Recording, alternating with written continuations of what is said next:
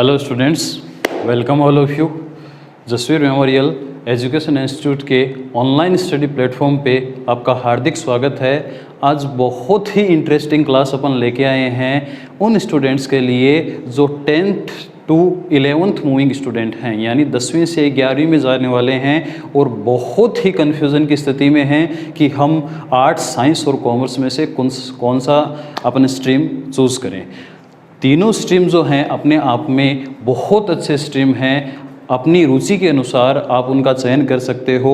Science stream जो है उसके बारे में अपन चर्चा करेंगे कि साइंस स्ट्रीम जो है वो बेस्ट है, वो क्यों है आपके लिए, आपके करियर को बहुत अच्छी उड़ान दे सकता है, आपके हर एक ड्रीम को पूरा कर सकता है, जहां तक आप पहुंचना चाहते हो वो सारे के सारे कैरियर ओरिएंटेशन प्रोग्राम और कैरियर ओरिएंटेशन जितनी भी आपकी डिज़ायरेबल थिंग्स हैं वो सारी की सारी ये साइंस है वो पूरी कर सकती है। कैसे पूरी कर सकती है? देखिए स्टूडेंट, देखिए यहाँ पे आप जैसे ही 10th से पास आउट होके साइंस या विज्ञान संकाय में आएंगे तो या तो आपको मेडिकल ब्रांच होती है, physics, chemistry, biology optional subject के साथ लेनी पड़ेगी, या नॉन मेडिकल ब्रांच होती है, फिजिक्स, केमिस्ट्री या मैथमेटिक्स आपको लेनी पड़ेगी। ठीक है, इनको अपन विस्तार से इसके बाद में समझेंगे कि पीसीबी में कौन कौन से करियर ऑप्शन हैं और पीसीएम में कौन कौन से करियर ऑप्शन है। सबसे पहले साइंस देखिए आपको स्मार्टर देन अदर बनाती है। अपनी सोसाइटी में, टेक्नोलॉजी में, आपको रिसर्च फील्ड में स्मार्ट बनना है, अदर लोगों से आपको अलग दिखना है। तो रीज़न है क्योंकि और चीज़ें जो होती हैं आप रट के सीखते हो और यहाँ करके सीखते हो, यहाँ प्रैक्टिकल बेस्ड सारी चीज़ें होती हैं, सब चीज़ों का फैक्ट होता है और फैक्ट के द्वारा आप समझते हो, इसलिए आप स्मार्टर देन अदर हो सकते हो। सब चीज़ों को प्रैक्टिकली देखते हो तो आप की इंटेलिजेंसी पावर बढ़ती है। एंड यह साइंस स्ट्रीम होती है वो बहुत प्रोग्रेसिव होती है, हर क्षेत्र में आप इसमें आगे बढ़ सकते हो, मेडिकल में, इंजीनियरिंग में, डिफेंस सर्विस में, बहुत से सेक्टर जो हैं इनमें होते हैं। सबसे बड़ी बात साइंस की सुनना, बिल्कुल ध्यान से सुनना, क्या होती है कि आप अगर +2 तक साइंस पढ़ लेते हो उसके बाद आप बोर हो जाते हो तो आप अपनी स्ट्रीम भी चेंज कर सकते हैं, जबकि आर्ट्स और कॉमर्स में आप ऐसा नहीं कर सकते। साइंस स्ट्रीम लेके आप 12th तक पढ़ लीजिए, उसके बाद में आप अपना जो है स्ट्रीम चेंज कर सकते हैं। आर्ट्स, ह्यूमैनिटीज़, कॉमर्स इनके सब्जेक्ट पढ़ सकते हैं, जबकि आर्ट्स और कॉमर्स अपने सिस्टम ही ऐसा है कंट्री का, या अपन मान लो कि भाई इनको है एक्स्ट्रा वेटेज दिया गया है साइंस वाले स्टूडेंट्स को कि आप 12th तक साइंस पढ़ सकते हैं और ग्रेजुएशन आर्ट्स और कॉमर्स में कर सकते हैं। देखिए ध्यान से अब कि दूसरी चीज़ साइंटिफिक नॉलेज गेन होता है कि दैनिक जीवन में सुबह से शाम तक अपन देखते हैं कि सभी चीज़ें साइंस से जुड़ी हुई हैं। क्यों और कैसे, ये 2 शब्द आपको साइंस में सिखाए जाएंगे। ये चीज़ क्यों हो रही है, कैसे हो रही है, इसकी खोज, इन्वेंशन कहाँ हुआ था, कैसे हुआ था और किस प्रकार से ये काम करती है। ठीक है,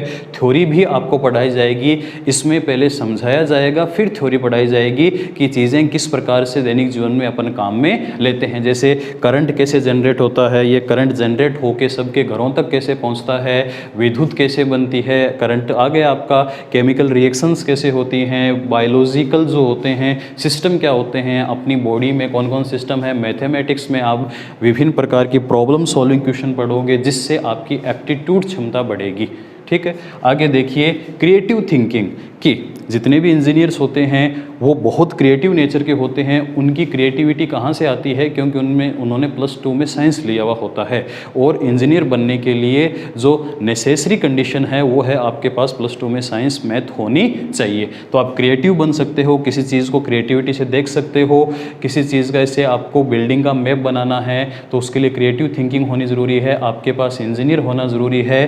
तो साइंस लेके आप क्रिएटिव थिंकर बन सकते हो। प्रॉब्लम सॉल्विंग एबिलिटी, मैथमेटिक्स आपके पास हैं, केमिस्ट्री में भी न्यूमेरिकल आते हैं, फिजिक्स में भी न्यूमेरिकल आते हैं, तो प्रॉब्लम सॉल्विंग जो एबिलिटी है वो आपकी बहुत ज़्यादा बढ़ जाती है। ठीक है, इजी टू फाइंड जॉब, अगर आपकी स्किल अच्छी है, आपका कम्युनिकेशन अच्छा है, लोगों से बात करने का तरीका अच्छा है, आप आसानी से अपनी चीज़ों को एक्सप्लेन कर सकते हो, आपकी स्किल पावर जो आपने सीखा है वो बहुत अच्छा सीखा है, तो आपके लिए जॉब ढूंढने की आवश्यकता नहीं होती है, जॉब खुद चला के आता है।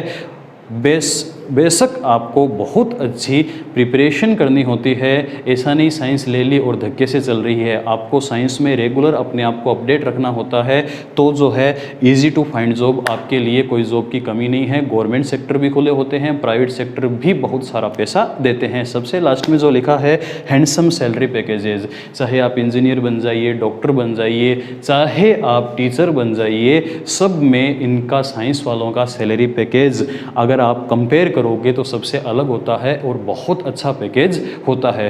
तो ये जो बातें अपन ने पढ़ी हैं, ये जो बातें मेरे से सुनी हैं कि आप साइंस क्यों लें, 10वीं के बाद साइंस क्यों लें, क्या क्या कैरियर ऑप्शन हैं, अब अपन ये देखेंगे कि फिजिक्स, केमिस्ट्री और बायोलॉजी, फिजिक्स, केमिस्ट्री और बायोलॉजी जब लेते हैं यानी मेडिकल स्ट्रीम, उसमें कौन कौन से करियर ऑप्शन हैं। देखिए स्टूडेंट्स, अगर आप 11th और 12th में साइंस मेडिकल स्ट्रीम के साथ आगे बढ़ना चाहते हैं तो आगे आपके कहाँ कहाँ करियर अपॉर्चुनिटीज़ है, कहाँ कहाँ आप जा सकते हो, बहुत शार्प माइंड से इन चीज़ों को समझिए, उसके बाद में सेलेक्ट कीजिए। देखिए मेडिकल स्ट्रीम है, उसमें जो सब्जेक्ट चूज़ करने होते हैं वो है ऑप्शनल फिजिक्स, केमिस्ट्री और बायोलॉजी, भौतिक विज्ञान, रसायन विज्ञान एवं जीव विज्ञान। इसमें आप आगे जाके कौन कौन से करियर अपॉर्चुनिटीज़ में जा सकते हो, तो मेजर करियर ऑप्शन कौन कौन से आपके करियर ऑप्शन मेजर इसमें हैं। देखिए सबसे पहले जो अपने कोविड-19 के कोरोना के योद्धा हैं, जिन्होंने देश में बहुत अच्छा काम किया है और हर एक भारतीय का सपना होता है कि वो एक अच्छा डॉक्टर बने या उसके परिवार में एक अच्छा डॉक्टर रहे, ठीक है। तो वो जो सबसे अच्छा प्रोफेशन है वो आप मेडिकल स्ट्रीम से कवर कर सकते हो, अपने सपने को पूरा कर सकते हो, क्या बन के, डॉक्टर, ठीक है। डॉक्टर, डेंटिस्ट, सेकंड मैंने लिखा है डेंटिस्ट। डेंटिस्ट क्या होते हैं आपको पता है, दांतों के जो डॉक्टर होते हैं उन्हें अपन क्या बोलते हैं, डेंटिस्ट। तीसरा है साइको फिजियोथेरेपिस्ट, क्या है आपके, फिजियोथेरेपिस्ट। तीसरा आपके फिजियोथेरेपिस्ट हैं जो हेल्प करते हैं पीपल की थ्रू एक्सरसाइज, मीन्स वो एक्सरसाइज के थ्रू हेल्प करते हैं, मेडिसिन कम देते हैं। आगे देखिए पैरामेडिकल स्टाफ, कौन सा स्टाफ है, पैरामेडिकल स्टाफ। पैरामेडिकल स्टाफ क्या होता है आपका, ये जो डॉक्टर्स के हेल्पिंग जितना भी स्टाफ होता है, जैसे जीएनएम, नर्सिंग जितना भी स्टाफ होता है, कंपाउंडर हो गए, नर्स हो गए, वो सारे स्टाफ पैरामेडिकल स्टाफ होता है। आगे 5 नंबर जो अपन ने करियर ऑप्शन लिखा है वो है फार्मासिस्ट। फार्मासिस्ट जो होता है B pharma, bachelor of pharma, ठीक है।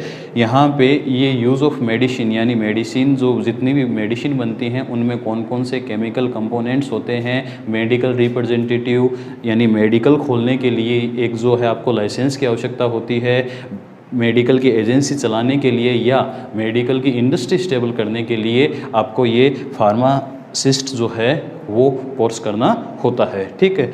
लास्ट में बहुत अच्छा है research and fellow scientist. Research fellow आप जा सकते हो, साइंटिस्ट मीन्स आप 12th तक बायोलॉजी की स्ट्रीम में पढ़ सकते हो, उसके बाद में इसके साथ में बीएससी कर सकते हो, बैचलर ऑफ साइंस, फिर मास्टर ऑफ साइंस करके आगे पोस्ट जो है आप आसानी से पोस्ट ग्रेजुएट करने के बाद में, ठीक है, डॉक्टरेट इन फिलॉसफी यानी पीएचडी भी कर सकते हो।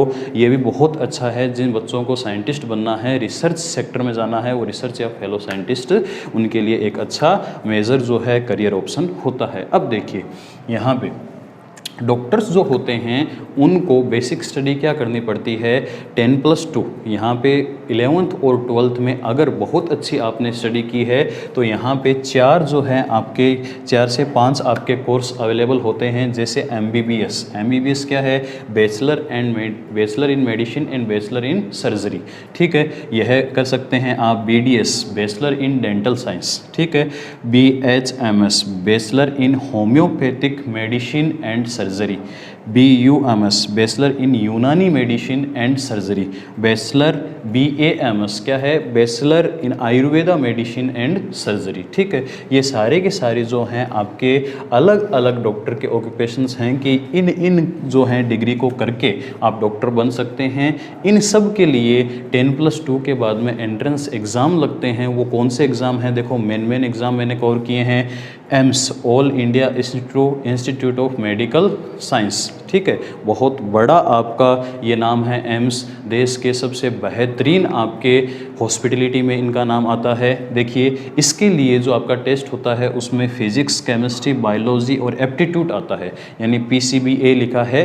दूसरा जिपमर यानी Jawaharlal institute of post graduate in medical education and research centre, ठीक है, Jawaharlal institute of post graduate medicine and research centre, educational centre है नाम ये, ठीक है। इसके लिए जो आपकी कौन कौन सी चीज़ों का एंट्रेंस एग्ज़ाम लगता है, देखिए फिजिक्स का, केमिस्ट्री का, बायो का, यहाँ इंग्लिश का भी एक एग्ज़ाम होता है, एप्टीट्यूड, मेन जो है पीसीबी होती है, और सबसे जो है जो सबसे हाईलाइट एग्ज़ाम होता है मेडिकल स्ट्रीम का वो क्या है आपका नीट, ठीक है, national eligibility cum entrance test, ठीक है, जिसमें केवल फिजिक्स, केमिस्ट्री और बायोलॉजी के क्वेश्चन पूछे जाते हैं। तो ये तो हैं आपके डॉक्टर्स बनने के, कि भाई आप जो हैं डॉक्टर बनने के लिए कौन कौन से जो हैं आपको कोर्स करने पड़ते हैं, उनके लिए आपको कौन कौन से इंस्टीट्यूट के लिए एंट्रेंस एग्ज़ाम देने पड़ते हैं। अब आते हैं अपन डेंटिस्ट, यहाँ लिखा है नीट एग्ज़ाम के स्कोर, नीट एग्ज़ाम का जो स्कोर होता है उसमें एक ऑप्शन होता है, उसके अकॉर्डिंग आप ये सेक्टर चूज़ कर सकते हो। Dentist, bachelor in dental science आप कर सकते हो। ये है आपका फिजियोथेरेपिस्ट जो हैं उसके लिए टेस्ट लगते हैं, एंट्रेंस टेस्ट, जिसको अपन बोलते हैं common entrance test for physiotherapist, ठीक है। जिपमर जो अपन ने यहाँ पढ़ा था, Jawaharlal institute of post graduate medical education and research, ठीक है। तो ये जो है इनके प्रीवियस टेस्ट लगते हैं, एंट्रेंस एग्ज़ाम लगते हैं, जिसके थ्रू आप जो हैं फिजियोथेरेपिस्ट बन सकते हैं। पैरामेडिकल जो है कई स्टेट में क्या होता है, 12th के मेरिट के आधार पर जो है पैरामेडिकल सर्विसेज में जॉब देते हैं, या उसके लिए अपने को जीएनएम करना पड़ता है। क्या करना पड़ता है, जीएनएम, डिप्लोमा भी करते हैं और जीएनएम भी कर सकते हैं इसमें, यानी +2 के बाद नर्सिंग और कंपाउंडर सेक्टर में आपको जाना है, ये हेल्पिंग होते हैं डॉक्टर्स के, तो उस सेक्टर में पैरामेडिकल बोलते हैं, उसमें भी आप जा सकते हैं, ठीक है। फार्मासिस्ट होता है, ये मेडिसिन के यूज़ को बताता है कि मेडिसिन जो है उसमें कंपोनेंट्स क्या हैं, क्या क्या कंपोनेंट्स उसमें केमिकल प्रॉपर्टीज़ हैं, क्या क्या उनमें फिजिकल प्रॉपर्टीज़ हैं, उसके लिए बी फार्मा होती है, बैचलर इन फार्मेसी। वो करने के लिए आपको जो हैं 2 एंट्रेंस टेस्ट क्वालिफाई करने पड़ते हैं। ऑल इंडिया जो है आपके इंस्टीट्यूट, ऑल इंडिया रेंज के इंस्टीट्यूट में जाने के लिए, जैसे जीपेट अपन बोल सकते हैं, ठीक है, जनरल फार्मेसी एप्टीट्यूड टेस्ट, या BITSAT, Birla institute of technology and science aptitude admission test, BITSAT है, ठीक है। और लास्ट जो ऑप्शन लिख रखा है रिसर्च एंड फेलो साइंटिस्ट, ठीक है, आपको बताया है +2 बायोलॉजी से करने के बाद में आप अगर साइंटिफिक या रिसर्च फील्ड में जाना चाहते हो, अच्छे जो हैं आप शोध करना चाहते हो, अच्छे इन्वेंशन करना चाहते हो, वैज्ञानिक बनना चाहते हो, उसके लिए आपको बैचलर इन साइंस BSc करनी पड़ेगी। उसके बाद आपको मास्टर इन साइंस करनी पड़ेगी, पर्टिकुलर सब्जेक्ट में, फिजिक्स में कर रहे हो, मैथ में कर रहे हो आप, यहाँ तो मैथ का कोई मतलब ही नहीं है, यहाँ फिजिक्स में, केमिस्ट्री, बायोलॉजी, ठीक है, बायोलॉजी की भी अलग अलग स्ट्रीम आ जाती है, बॉटनी और जूलॉजी। तो इन सब में आप जो है मास्टर करके आगे PhD करके आप जो है साइंटिस्ट या आप रिसर्च फील्ड में जा सकते हैं। तो ये आपकी बेसिक सी थ्योरी थी कि आप जो है +2 में अगर मेडिकल स्ट्रीम लेते हो तो आगे आप किन किन फील्ड में आप जा सकते हो। इनकी बहुत प्रॉपर तैयारी करनी ज़रूरी है, तैयारी करके अच्छे टीचर्स आपको मिलने ज़रूरी हैं, ताकि आपके माइनरली कंसेप्ट क्लियर करें फिजिक्स, केमिस्ट्री, बायोलॉजी के, जिससे आपको +2 के बाद में एंट्रेंस एग्ज़ाम देने में कोई दिक्कत नहीं हो, ठीक है। तो ये चीज़ तो अपन ने पढ़ी है मेडिकल स्ट्रीम। अब अपन अगला पढ़ेंगे नॉन मेडिकल स्ट्रीम में कौन कौन से करियर ऑप्शन हैं। तो स्टूडेंट्स देखिए, नॉन मेडिकल जो स्ट्रीम होती है उसमें आपको फिजिक्स, केमिस्ट्री एवं मैथ ऑप्शन सब्जेक्ट लेने होते हैं, फिजिक्स, केमिस्ट्री एंड मैथ, ठीक है। उनके मेन जो आपके करियर ओरिएंटेशन जो प्रोग्राम्स है या जो करियर ऑप्शंस है वो कौन कौन से हैं। देखिए, सबसे पहले बहुत बड़ा करियर ऑप्शन है इंजीनियरिंग, ठीक है। ये भारत की बहुत ही प्रसिद्ध जो हैं आपके प्रौद्योगिक संस्थान IITs हैं, इसकी सबसे बड़ी प्रौद्योगिक संस्थान, उनमें कौन कौन सी जो हैं आपकी ब्रांचेज है, उनको अपन किस प्रकार के एग्ज़ाम से अपन उन तक पहुंच सकते हैं, वो सब चीज़ें अपन यहाँ देखेंगे। देखिए, इंजीनियरिंग फील्ड है, मैनी सब फील्ड्स इसके हैं, और भी बहुत सारे फील्ड हैं। देखिए, जैसे कंप्यूटर साइंस, कंप्यूटर सॉफ्टवेयर को डेवलप करना इंजीनियरिंग कंप्यूटर साइंस के अंदर आती है। इलेक्ट्रो एंड कम्युनिकेशन, यानी कम्युनिकेशन, टेली कम्युनिकेशन, टावर की रेंज जो है आप तक पहुंचानी है, उन सब में जो इंजीनियरिंग लगनी है वो सारी की सारी है इलेक्ट्रो एंड कम्युनिकेशन है। इलेक्ट्रिकल मतलब इलेक्ट्रिकल, यहाँ पे जो है पावर जो है आपकी जनरेट होना, कि भाई किस प्रकार से जनरेटर में है आपकी करंट फ्लो होगा, विभिन्न प्रकार के इलेक्ट्रिक जो है आपके इक्विपमेंट हैं उनमें जो है करंट है कैसे फ्लो होगा आपका। मैकेनिकल मीन्स जो करंट फ्लो हो रहा है वो आपके घरों तक किस प्रकार पहुंच रहा है, उन सब की जो मैकेनिज्म है वो मैकेनिकल ब्रांच में अपन देखते हैं। सिविल ब्रांच ये जो है कंस्ट्रक्शन ब्रांच है, बिल्डिंग जो है कंस्ट्रक्शन के दौरान जो इंजीनियरिंग काम आती है वो अपन यहाँ पढ़ते हैं। एरोनॉटिकल जो ब्रांच है, एरोनॉटिकल इंजीनियरिंग जो होती है वो बहुत ही अच्छी इंजीनियरिंग होती है, जो एयर स्पेस जो है आपके एयरक्राफ्ट हो गए, ठीक है, जितने भी लड़ाकू विमान हैं उनमें जो इंजीनियरिंग होती है, उनको बनाने की तकनीक, उनमें किस प्रकार के जो है हार्डवेयर टेक्नोलॉजी काम आती है, वो सारी की सारी अपन एरोनॉटिकल इंजीनियरिंग में पढ़ते हैं। अब देखिए ध्यान से, ये सारे के सारे जो हैं वो ब्रांचेज हैं इंजीनियरिंग की, इनको एक टॉप इंस्टीट्यूट में करने के लिए इंडिया का टॉप मोस्ट इंस्टीट्यूट है Indian institute of technology and science, IITs, जिसको अपन बोलते हैं, क्या बोलते हैं, IITs। इसके लिए IITs के लिए, IIT में जाने के लिए प्री एग्ज़ाम होते हैं। तो इनके लिए ब्रांचेज के लिए कौन कौन सी हैं पहले देख लीजिए। IIT है, NITs हैं, IIITs हैं, ठीक है, या अपन बिट्स पिलानी जो हैं आपकी, ये संस्थाएं हैं जो इंजीनियरिंग के बेस्ट इंस्टीट्यूट है इंडिया में। सबसे पहले देखो IIT में जाने के लिए इंडियन इंस्टीट्यूट ऑफ टेक्नोलॉजी जो आपकी खड़गपुर है, रुड़की है, कानपुर है, दिल्ली है, ये बहुत बड़े संस्थान हैं जहाँ पे जाने के लिए, जहाँ पे आपको एक प्रॉपर गाइडेंस में प्रॉपर साइंस की टेक्नोलॉजी सिखाई जाती है, विद प्रैक्टिकल दिखाया जाता है कि किस प्रकार से ये सारी की सारी जो ब्रांचेज हैं इनमें अपन इंजीनियरिंग में आगे बढ़ सकते हैं। एक बहुत शानदार world class faculty, world class infrastructure होता है। ये देश के सबसे बेहतरीन ड्रीम्स में से एक है स्टूडेंट के लिए कि वो IIT में जाए। बहुत अच्छा करियर ऑप्शन है, पैसे की कोई सीमा नहीं है। अगर आपके अंदर अच्छी स्किल है, अच्छा कम्युनिकेशन पावर है, तो IIT is the best option, ठीक है। IIT तक पहुंचने के लिए बहुत मेहनत करनी पड़ती है, वहां तक पहुंचने के लिए आपके बेसिक्स बहुत अच्छे क्लियर होने ज़रूरी हैं। देखिए IIT इंडियन इंस्टीट्यूट टेक्नोलॉजी में जाने के लिए जी एग्ज़ाम, जॉइंट एंट्रेंस एग्ज़ाम होता है, इसका मेन और एडवांस दोनों आपको क्लियर करना होता है, तब आपको IIT मिलती है। अदर ऑप्शन भी आपके पास रहते हैं मेंस क्लियर करने के बाद में, NIT, IIITs, ठीक है। बिट्स पिलानी जो होती है, Birla institute of technology and science, अपना खुद का एग्ज़ाम हेल्ड कराती है। इन सब में तो फिजिक्स, केमिस्ट्री और मैथ आती है, IIT, NIT इन सब के कॉमन एग्ज़ाम में, जबकि यहाँ बिट्स पिलानी के जो एग्ज़ाम होता है एंट्रेंस एग्ज़ाम में, फिजिक्स, केमिस्ट्री, मैथ के साथ इंग्लिश और एप्टीट्यूड के भी कुछ क्वेश्चंस आते हैं। तो ये बात थी जो है टेक्नोलॉजी के बारे में, इंजीनियरिंग के बारे में, कि कौन कौन सा फील्ड है, आप कहाँ कहाँ तक जा सकते हैं। अब आगे देखिए कि दूसरा नंबर जो है आपका सेक्टर है वो आर्किटेक्चर, बिल्डिंग के अंदर जो है किस प्रकार का जो है आपको सजावट करनी है, बिल्डिंग को क्या रूप देना है, कितनी सुंदर वो बना सकते हैं, प्लानिंग, डिज़ाइनिंग, कंस्ट्रक्टिंग बिल्डिंग, ठीक है। ये सारा का सारा काम आर्किटेक्चर इंजीनियर करता है, जिसके लिए IITs के थ्रू आप जा सकते हो, यानी JEE mains, joint entrance exam, mains plus advance दोनों क्लियर होना चाहिए। उसके बाद में एक AAT टेस्ट लगता है आपका। कौन सा टेस्ट लगता है? AAT, आर्किटेक्चर एप्टीट्यूड टेस्ट, जो ड्राइंग बेस्ड होता है। जो कौन सा बेस्ड होता है? ड्राइंग बेस्ड होता है। उसके लिए अच्छा आप NIT से भी कर सकते हो, जो JEE मेन से आपको मिल जाता है। इसके अलावा एक बहुत फेमस एग्ज़ाम है ये आर्किटेक्चर इंजीनियरिंग के प्लेसमेंट के लिए ये बहुत फेमस एग्ज़ाम है, नाटा जिसको बोलते हैं। क्या बोलते हैं? नाटा। ये है एप्टीट्यूड टेस्ट फॉर क्या है? आर्किटेक्चर, ठीक है। Architecture engineer, national aptitude test for architecture, NATA. तो ये चीज़ें हैं आर्किटेक्चर, एक बेस्ट आर्किटेक्चर बनने के लिए।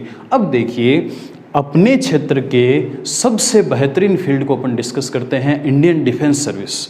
जो भारत की देश की सेवा में, अपने देश की सेवा में लगे हुए सैनिक होते हैं, उनमें हाई रैंक के जितने भी ऑफिसर्स होते हैं, वो कैसे उनका रिक्रूटमेंट होता है, किस प्रकार से वो बनते हैं। वो बन सकते हैं आप सीनियर जो है कौन सी स्ट्रीम के साथ? नॉन मेडिकल स्ट्रीम के साथ। नॉन मेडिकल स्ट्रीम के साथ इंडियन डिफेंस सर्विसेज में जा सकते हो।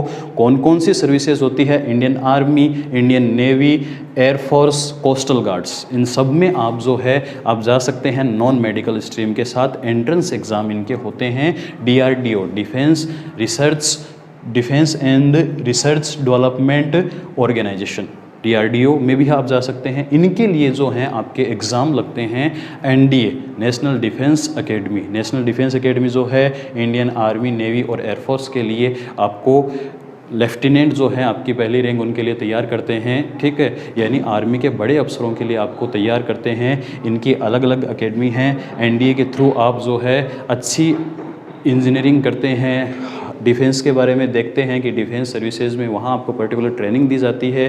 दूसरा जो एग्ज़ाम है वो CDS है। ये आप ग्रेजुएशन के लास्ट ईयर में दे सकते हैं, यानी 10+2+ ग्रेजुएशन, उसके लास्ट ईयर में आप कंबाइंड डिफेंस सर्विस का एग्ज़ाम आप दे सकते हो, ठीक है। और एक AFCA है, एयरफोर्स सर्विस में आपको जाने के लिए एक एप्टीट्यूड टेस्ट होता है, वो AFCA द्वारा आपको क्लियर करना होता है। तो ये सब चीज़ें आप नॉन मेडिकल ब्रांच में जाके आगे एंट्रेंस एग्ज़ाम देके इस सर्विस में जा सकते हो, जो भी एक देश की सबसे ज़्यादा प्रेस्टिजियस जॉब है, यानी बहुत प्रतिष्ठा की जॉब है। आगे अपन देखते हैं अगला, साइंटिस्ट एंड रिसर्च फेलो। ये कॉमन है, मेडिकल वाले भी जा सकते हैं, नॉन मेडिकल वाले फिजिक्स, केमिस्ट्री और मैथ के साथ ऑनर्स के साथ BSc कर सकते हैं। आगे उसी में आप MSc कर सकते हो, पर्टिकुलर सब्जेक्ट में PhD कर सकते हो। PhD करने के बाद में डॉक्टरेट जब हो जाती है तो आप रिसर्च फील्ड में जा सकते हो, एक अच्छे साइंटिस्ट बन सकते हो। तो ये सब चीज़ें जो आज अपन ने इस लेसन में या इसमें देखा है, बहुत इंटरेस्टिंग चीज़ें देखी है कि साइंस अपने को क्यों लेनी चाहिए, साइंस में आपकी बायोलॉजी ब्रांच होती है, मेडिकल ब्रांच वो क्यों लेनी चाहिए, नॉन मेडिकल ब्रांच क्यों लेनी चाहिए और इनके क्या क्या बेनिफिट्स हैं। हमारी team Jasvir memorial education institute की टीम आपके साथ जो है बिल्कुल माइनरली मेडिकल और नॉन मेडिकल की बहुत प्रशिक्षित टीम है, जो आपको बहुत माइनरली कंसेप्ट क्लियर कराएगी, ताकि आगे आप इन सभी एग्ज़ाम्स में अगर किसी भी एंट्रेंस एग्ज़ाम में बैठें तो बेसिक्स में आपके कोई प्रॉब्लम नहीं हो। आपकी NCERT और स्टेट बोर्ड की एग्ज़ाम की जो जितनी भी बुक्स हैं वो हम एकदम minorly point two point clear करवाएंगे। वीडियो देखने के लिए धन्यवाद। हमारा चैनल सब्सक्राइब कीजिए, बेल आइकन को दबाइए। Thank you.